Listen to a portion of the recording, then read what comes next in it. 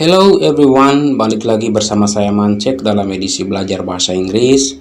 Kali ini masih di video yang sama, yaitu part of speech, dan kita udah masuk ke video yang ke-6. Di sini saya bakal jelasin tentang part of speech yang ke-6, yaitu preposition ataupun kata depan.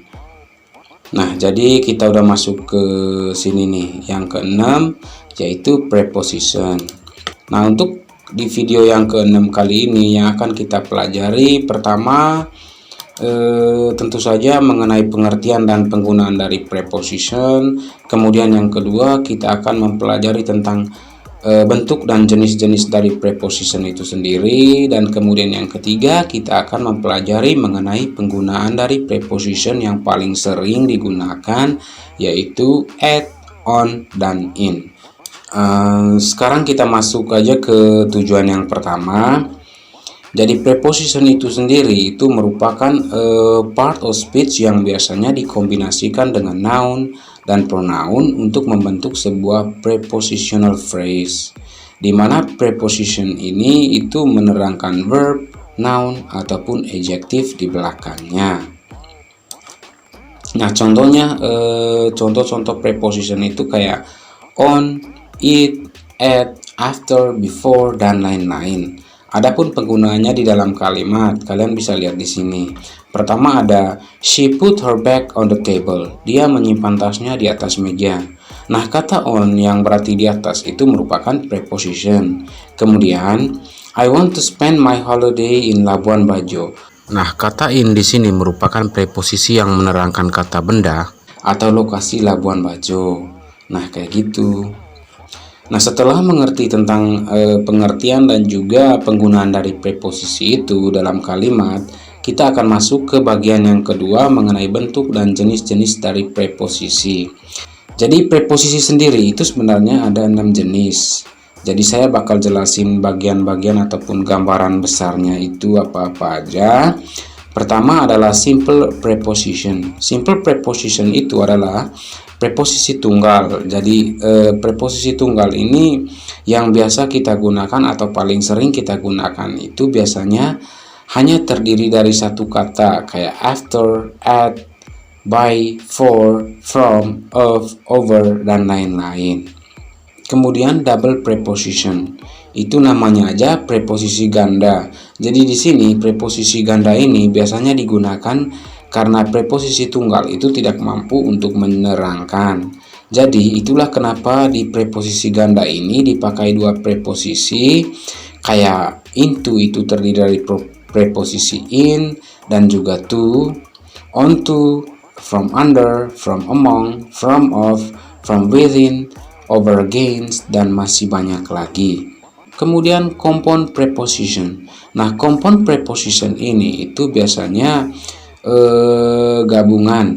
Jadi ada gabungan antara preposisi dan juga gabungan dengan kata benda ataupun kata-kata lainnya, dan gabungan antara dua kata itu biasanya menjadi preposisi. Nah, kayak kata cross ini. Cross ini merupakan penggabungan dari kata on dan juga cross. On itu merupakan kata preposisinya, cross itu juga kata bendanya, dan dia menjadi kata cross mungkin di native speaker karena kita udah sering menyebutnya, jadi kita menyebutnya aja langsung sebagai across. Kemudian kata beside itu terdiri dari kata be, preposisi be, kemudian kata side. Below juga begitu, besides juga begitu, which are juga begitu. Jadi preposisi itu gabungan antara preposisi dan jenis kata lainnya, sehingga dia tuh membentuk sebuah preposisi baru. Kemudian jenis preposisi yang keempat itu adalah participle preposition. Nah, sama halnya dengan pengertian participle yang kita sering pelajari, itu pasti yang berakhiran ing dan ed. Jadi kayak pending, accept, dan lain-lain. Jadi bentuknya itu seperti kata kerja bentuk kedua dan ketiga yang ditambahi akhiran ing ataupun ed. Kemudian jenis preposisi yang kelima yaitu ada phrase preposition. Preposisi phrase ini biasanya itu terdiri dari dua kata. Jadi kayak dua kata atau lebih Jadi seperti yang kita tahu, frase pada umumnya itu terdiri dari lebih dari satu suku kata. Kayak because of, by means of, by reasons of, dan lain-lain. Biasanya itu di belakangnya ada kata of.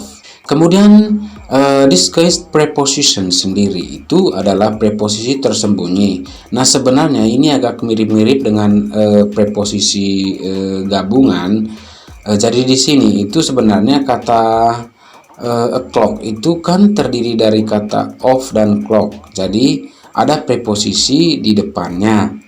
Ada preposisi of clock, tetapi karena mungkin sudah terbiasa kita menyebutnya o'clock, jadi kata preposisi of-nya itu sudah tersembunyi ataupun udah tersamakan di dalam kata o'clock. Sama halnya dengan kata a hunting, itu terdiri dari kata and dan hunting. Tapi udah disingkat sehingga sehari-hari kita hanya menyebutnya a hunting. Jadi itu dibilang preposisinya di sini itu tersembunyi.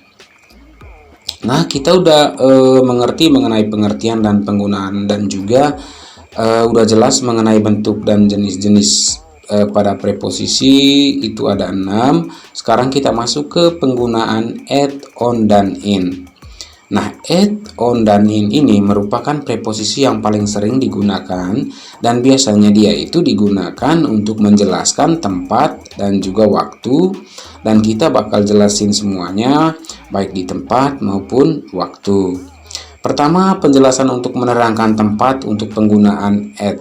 At itu biasanya digunakan untuk menjelaskan tempat tanpa ukuran ataupun batasan yang jelas. Contohnya kayak at the bus stop, at the end of the street. Kemudian dia itu juga menjelaskan tempat hiburan ataupun kayak restoran, kayak at Pizza Hut, at mall, at KFC. Kita harus menggunakan preposisi at untuk menjelaskannya. Kemudian yang ketiga yaitu untuk menyebutkan atau menerangkan tempat-tempat yang resmi ataupun kota-kota kecil. Nah, kota kecil di sini itu biasanya tuh bukan kota sih, tempat yang berada di tempat lain. Nah, kalau tempat resmi kan kayak office, misalnya at the office. Nah, kalau kota kecil kayak bukit ataupun puncak misalnya. Nah, kalau bukit ataupun puncak itu merupakan kota kecil, jadi kita harus menggunakan preposisi at untuk menerangkannya. Kemudian keempat adalah alamat yang diikuti oleh nomor, misalnya at 21st Labuan Bajo Street. Jadi kita menggunakan preposisi at di depannya. Kemudian yang kedua adalah penggunaan on untuk menerangkan tempat. Pertama, udah pasti on itu untuk menerangkan benda yang di atas benda lain. Contohnya on the table, on the floor. Nah, kalian pasti udah tahu nih, karena artinya on sendiri itu adalah di atas. Kemudian yang kedua itu untuk menyebutkan sungai, pantai, jalan, dan pulau. Itu kita menggunakan preposisi on. Gitu kayak on the beach. Kemudian untuk menyebutkan arah, on the right, on the left. Nah, kayak gitu. Kemudian kita masuk ke preposisi yang terakhir yaitu in untuk menerangkan tempat. Nah, untuk menerangkan tempat sendiri, in itu digunakan untuk menjelaskan benda yang berada di dalam benda lainnya. Artinya aja di dalam ya, kayak in the drawer, di dalam laci. Untuk menerangkan tempat sendiri, in itu digunakan untuk menjelaskan benda yang berada di dalam benda lainnya. Artinya aja di dalam ya, kayak in the drawer, di dalam laci. Kemudian yang kedua adalah untuk menerangkan keberadaan di suatu negara ataupun di kota-kota besar. Nah, kalau tadi at itu untuk kota kecil, nah untuk kota besar itu pakai in. Dan untuk negara kayak in USA, in London, in Jakarta, nah kita pakai in untuk menerangkan atau preposisi yang kita gunakan. Kemudian kita lanjut ke penggunaan on dan in untuk menerangkan waktu. Nah, pertama kita jelasin dulu at. At itu biasanya dipakai untuk menerangkan jam. Jadi kalau kita ingin menyebutkan jam at 8 o'clock, at 9 o'clock, kita pakai preposisi at. Kemudian yang kedua kayak ungkapan waktu tertentu, kayak at midnight, at midday, at noon, terus at dinner time, kemudian at sunset, at sunrise. Itu kan kayak waktu-waktu tertentu. dan emang tidak ada batasannya. Nah, untuk ungkapan waktu tertentu itu biasanya kita menggunakan preposisi at. Kemudian untuk hari libur atau hari raya atau hari perayaan lainnya atau hari festival, kita menggunakan juga preposisi at, kayak at lebaran, at the weekend, at Christmas. Kalau misalnya kita ada musim summer, itu kan sebenarnya pakai preposisi in. Tapi kalau misalnya tujuannya kita menyebutkan bahwa summer itu adalah hari libur, maka kita harus pakai at summer. Tapi kalau kita menuju atau mengarah ke musimnya, kita harus pakai in summer, kayak gitu.